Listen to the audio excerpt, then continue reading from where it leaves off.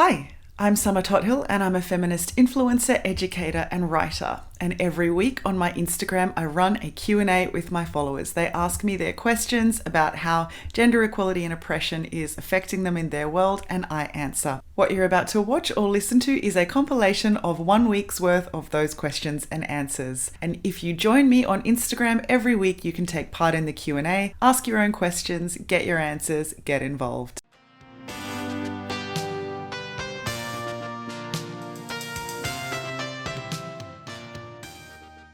The feminism leaving my body when I'm ovulating. What to do?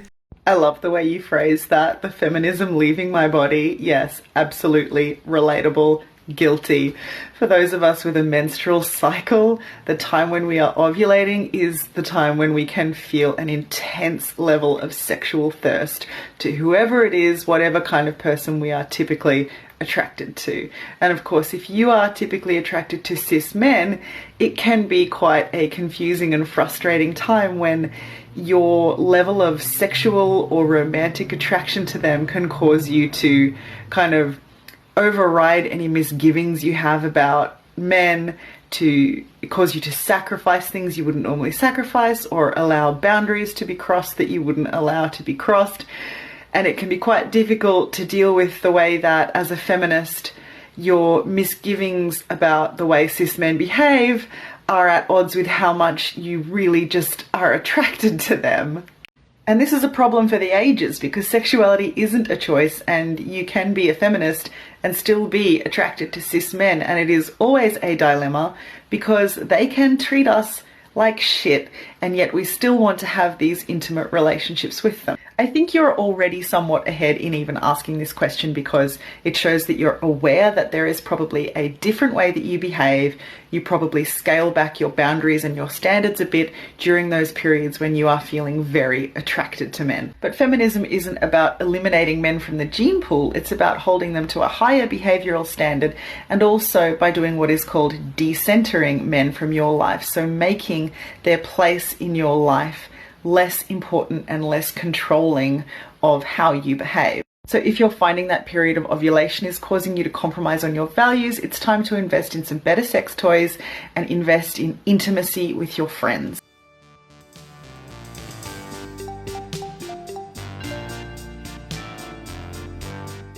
How can I be happy for women announcing their engagement now I know the truth about marriage? You don't have to be happy for your friend. Just don't show them that you're not happy about it. You know the truth about marriage. I know the truth about marriage. We can be very cynical and rightly skeptical about whether the institution is going to work for your friend, and if they are going to come out of it happy. They probably won't. We can know that. But once your friend has made the decision to make that commitment, there's really nothing you can do. You just have to stand by their side, be fakely happy for them in order to allow them to enjoy their happiness. And when it all falls apart, as it inevitably will, because almost every single romantic relationship ends before the people in it have died, you can be there to support your friend, offer guidance, a listening ear, and help them get out of it, because one day they're going to need it.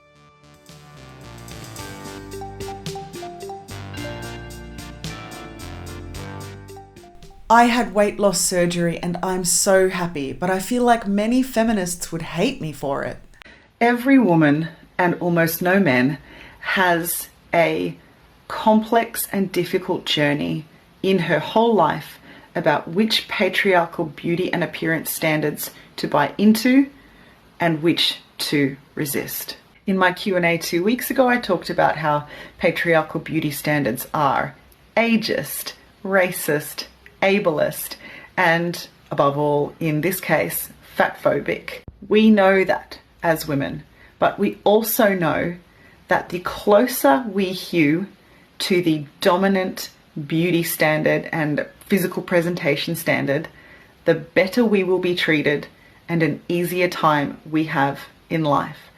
And I don't blame any woman for trying to find the way that makes her life easier, because very few of us is doing it without an internal conflict that men just aren't happy. And when I posted about how beauty standards are oppressive, a few commenters drew attention to the fact that I have been open about the fact that I get Botox, and isn't that just playing into patriarchy? Yes, yes it is. It is impossible to live a life as a woman without sometimes having to play into patriarchy. Personally, the way I manage it is to find the things that I'm willing to compromise on and spend time and money on in order to be somehow more beautiful, and the things that I absolutely will not do, will not spend time on, will not spend money on. So in my case, I get Botox and I wear makeup and I get my hair professionally cut and I put my hair up or I style it when I have to go out in public. Conversely, you will never catch me shaving my legs. I haven't shaved my legs in 20 years. And you will never catch me dead paying someone to remove hair from my body. So most women, and all feminist-minded women, are making this calculus in their minds all the time.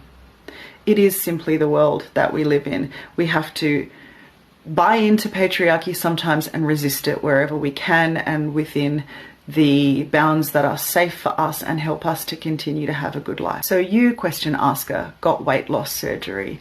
And I'm going to assume, by the way, that you asked the question, that you got this surgery so that you would feel better about your body in our fat-phobic society, and so that you would be treated better in our fat-phobic society. And so it is no surprise that you feel happier now that you have a smaller or differently shaped body, because that is exactly what is prioritized and demanded of women in our fat-phobic society. Not every fat woman has to be the pillar of body acceptance and fat acceptance. I am so glad and grateful that there are so many fat women and men and non-binary people out there, especially on social media and on Instagram, doing the work of being proud and advocating fat acceptance and really going to the trenches every day to be authentically who they are and to make us understand that the body is not an apology and it is not a statement of who we are, and that we have to accept fatness as a normal way of being.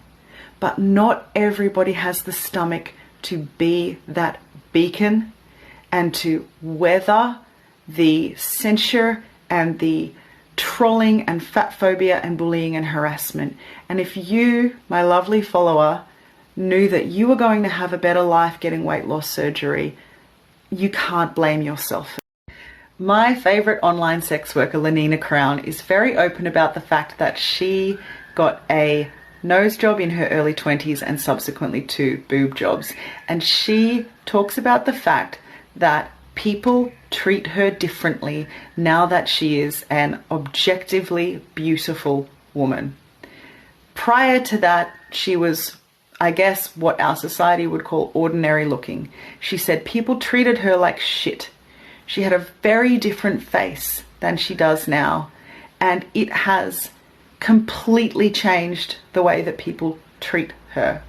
We can't be Pollyannas and pretend that that shit doesn't affect us, how we feel and the choices we make.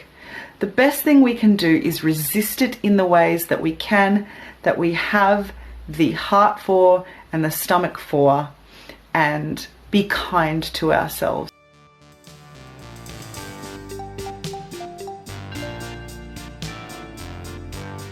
How do I explain to a partner I want a divorce because I'm not happy and this isn't the life I want anymore? I think you nailed it. You're not happy and this isn't the life you want anymore. Sometimes when we are imagining the breakup conversation we are going to have, we imagine it's going to be an argument and that we are going to have to defend our decision. You don't have to defend your decision to leave someone. If it is the right thing for you to do, hell, if it is the right thing for you to do for them, once you have decided you're going, they don't have to consent to it. It's very difficult to have the divorce conversation. I will grant you that. It's not going to be easy. And to some extent, you will owe your partner, your future former partner, an explanation as to why you're doing it. But they don't have to agree with any of those reasons. They just have to hear them. Our culture prioritizes the continuation of hetero-romantic relationships above any of the things that might actually be going on in that relationship and what they might mean. We are, as women, supposed to withstand everything up to and including abuse. But even a few steps down from that, things like basic disrespect, disregard, being dismissed, undermined, dehumanized, we are supposed to just put up with that because staying married is the most important thing in the world. Well, I'm always here to remind you that the hetero-romantic relationship construct exists specifically to serve men and to serve the patriarchy. And we have been sold a lie that these relationships are the most important thing in life so that the patriarchy can continue to exist. So if you want out, great. Of course, you don't have to explain patriarchy and feminism to your husband to explain why you need to go and why this isn't working. You just need to explain that it isn't working. And if you have a somewhat peaceful relationship with them, you can say, and we can work together on how we're going to work this out. Where are we going to live? How are we going to split the finances? All that kind of thing. If it's going to be one of those kind of gentle divorces. If it isn't, you don't need to engage in any of that. You just need to explain that you're getting divorced. You need to get out of there as soon as you can, and you need to engage a family lawyer or a divorce lawyer. Good luck to you. This is going to hurt, but you are going to feel so fucking good once it's done, and you are going to live your absolute best life once you are out of this marriage. I promise you that. I promise.